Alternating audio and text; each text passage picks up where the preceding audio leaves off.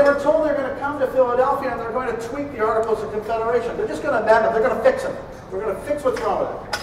And once they had the authority by their individual states to come to Philadelphia, they then were told it was a bait and switch. They're not going to be doing anything with the Articles of Confederation. They're going to trash it completely and start over. And that's why they sat down to talk about the creation of the Constitution that you have in front of you. Of course, it didn't have any of the amendments. It was really them coming together to set aside their regional differences. They have regional differences. They're independent. They're only united in name only. So as a result, they came to Philadelphia and they had to negotiate. They had to negotiate with each other their varying interests. And they were varying. Each region had their own economic base. They had their own trade. They didn't have militaries. They were really, there was no court. There was no way to resolve disputes between states.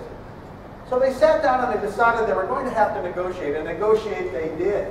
And they did ultimately come down to the structure of the government. How they're going to even structure this. And they decided they were going to come down with the idea of having a new federal system, the sharing of revenue and powers between a strong central government and the constituent states.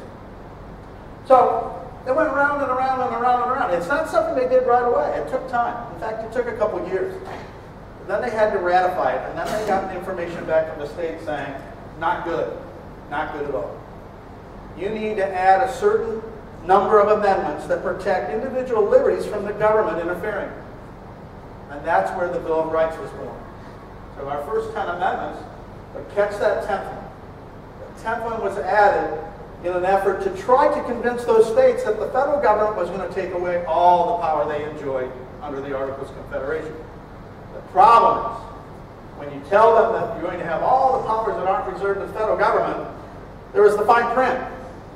The fine print called the Necessary and Proper Clause in Article 1 that gave Congress the ability to do just about anything it thought necessary to fulfill its mission. And later on, we'll see some cases. I have them in the book. My students learn them pretty quick, especially in AP Gov. Marbury versus Madison, Gibbons versus Ogden, where the federal government asserts control over those states. And we're off to the races. And that's basically the start of the Constitution of where we're at. So I'm going to cross through here, but I got to tell you, the thing that motivates me with this, and I deal with my students all the time, is that is very simple. We talk about the crisis to our government right now. Everything's bad. How can we agree? We can't work together. It's so ideologically apart. I was at a party recently and someone said, I give up. We're never going to solve this. But if you know anything about history, you know we've done this from the very beginning. In fact, the Constitution was a compromise. The Connecticut Compromise created the bicameral system. It was new to them, but it was a compromise. They worked together despite their differences. And right now, what I'm finding is that the biggest threat to our democracy is not the deficit, and it's not foreign policy, and it's not the economy. The biggest threat to our government and our system is the lack of education in our electorate. Far too often people don't know how our government's supposed to work. And as a result, we get manipulated. We get manipulated by our media, we get manipulated by our politicians, and we get flooded with what I call the talking points and the narratives have a tendency to sway us with emotional responses. And as a result, we become divided. We've been divided before. It didn't turn out too well for us, did it? We have a mission in front of us that we've got to work towards bringing our differences to the table. And my big thing is no more debates. I don't like debate. Debate means we take sides. We need discussion. We need to have discussion where we can meet in middle ground and figure out a way for us to work out our differences, because we have to throw the labels out.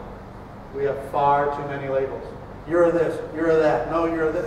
To me, it's like on the playground, 5th grade. You said this, you said that. We can't work together, but we can.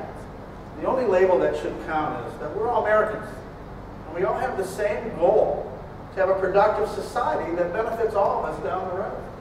We're not going to get there if we keep dividing ourselves over this issue. So education's a big deal, and obviously you can bet that I get into the issue of how we're structured and why, but one question I want to ask you along those education lines is, and I ask this of my students at the beginning of every year, should patriotism be taught in schools? That's a tough one. I like this. This is the pregnant pause. Think about it. Should patriotism be taught in the school? And I love it when students ponder it. They come back to me and they're like, oh, you'd be surprised with the debate. And then we get into argument. And then they get emotional about it.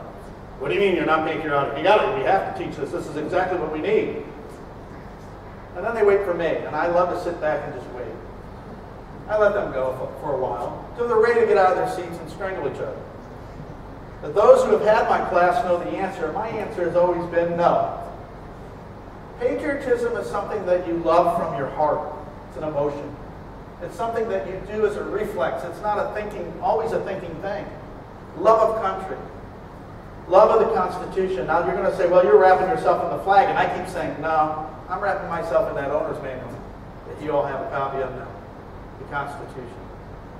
Because if you have a good idea of American history, we've got some bumpy roads in our history. There's no doubt about that. We didn't treat certain people very well. We know that. Thomas Jefferson is one of my favorite ones. I always tell my students that he was an enigma, and the first thing I get is, what'd you call him? What? He's an enigma. He's a puzzle. Not the N-word. But you look at his writings and you think of all the things he's done historically, and he might not be the best person to be relying on with regards to our history, because some of his writings don't match what he did in actions. But if we have a good, solid foundation on our history, we'll probably be in the right path. But right now, we don't have that. We have far too many citizens in our country who think they know because they heard it somewhere. They heard it on the radio, they heard it on the television, and of course, everything you read on the internet must be true. We know that's not the case. We need to get back to fundamental education of U.S. history and government, and I'm not the only one that says that. Jen, you want to pop that? This guy, recognize him? I think so. He's not a hippie from the 1960s. Probably from the 1760s with the long hair. Everybody recognize him, right? Good old George, you know, when he finished his first term, or his second term in Washington, he had had enough. He was the first president of the United States. He had all this power. He had acquired the power, and he was relying on Alexander Hamilton to get this power. And he did. But in his infinite wisdom, he said, 8 years is too long. It's enough. I'm going to step down. George III said they asked him who the most powerful man in the world was, and he said George Washington. He stunned everybody. Here's the King of England. The King of England says that the most powerful man in the world is not himself. He says, no, George Washington. I asked, I said, why? He said, because this man stepped down from one of the most powerful positions in the world. Who would do that? A king would never do that. George Washington saw a tradition. He saw the tradition of freedom and liberty as designed by the framers, because he was a founder and a framer.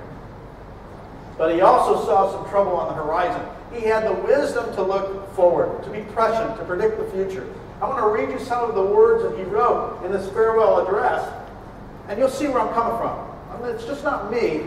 It's coming from George. In proportion as the structure of government gives force to public opinion, the electorate, how much do they know?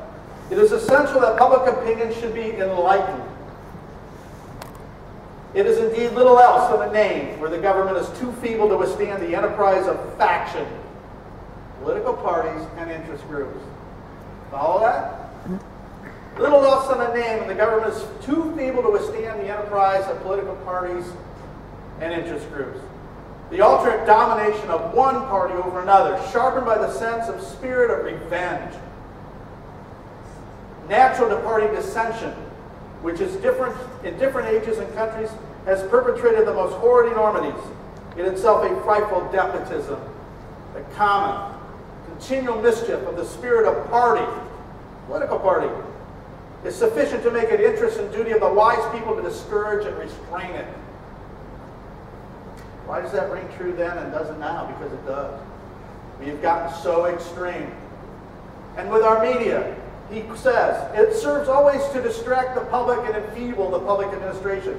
It agitates the community with ill-founded jealousies and false alarms, kindles the animosity of one part against another, and there being constant danger of excess, the effort ought to be by force of public opinion to mitigate and assuage it. A fire not to be quenched, it demands a uniform vigilance to prevent its bursting into a flame, lest instead of warming, it should consume. These aren't my words. These are George Washington's words.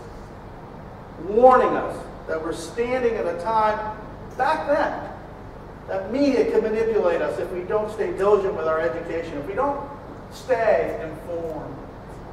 And where are we now today? The media, now more than ever, is manipulating us by setting the agenda in the news. Do they report the news, or do they make the news? You can go to the next slide. This, if you can read it, kind of looks like my handwriting, if anybody knows my handwriting. This is the old Articles of Confederation. Most people never heard of it before. That astounds me. I'm amazed when I talk to people and they say, oh, I don't know what you're talking about. And then when you do explain it to people, they'll say, oh, well, that was just a little while, we fixed it. But when we were a nation in our infancy, we operated under this for 13 years. Now, for most of us, 13 years, we can go back and say, I got shoes that old, I got ties that old. But say that to a student who may be 17. Where were they 13 years prior? It's a lifetime. We spent a lifetime under one system that did not work. We then came back and compromised. And we created, I believe, the greatest owner's manual on the face of the earth, the U.S. Constitution. Jennifer, next one, please. You all see this one. You know this one. A little blurry. We the people. We the people. We the people have all the power that we need to take this country forward. And this is something that I want to stress as well. Education's one thing, knowledge is one thing, but you must stay diligent. You must stay connected to your government. It's not easy. It's so easy today to just blow it off. We have the attention span. Most people have the attention span of, like I like to say, fish. You know, it's just bing, bing, bing, internet, pop it in here, pop it out there. And I'm just bad on something. I want to score one of them. But how many people take the time to study it and read it?